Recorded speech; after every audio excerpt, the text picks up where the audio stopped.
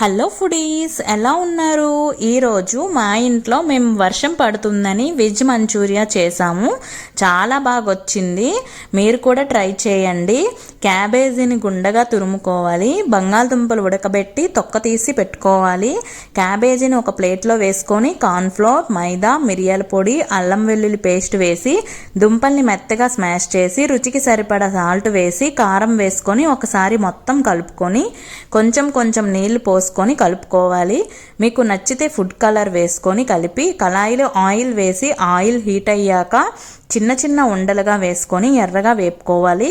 తర్వాత వేరే కళాయిలో ఆయిల్ వేసి వెల్లుల్లి చిన్న ముక్కలుగా కట్ చేసి వేసుకొని ఉల్లిపాయ ముక్కలు, క్యాప్సికమ్, పచ్చిమిర్చి వేసి లైట్గా ఫ్రై చేసి చిల్లీ సాస్, టమాటా సాస్, సోయా సాస్ వేసి ఫ్రై అయిన క్యాబేజీని వేసుకొని వేడివేడిగా తింటే బయట తిన్నంత టేస్ట్గా వచ్చింది. మీరు ట్రై చేయండి, మీకు ఖచ్చితంగా నచ్చుతుంది. నా కంటెంట్ మీకు నచ్చినట్లయితే please subscribe, like it and comment foodies.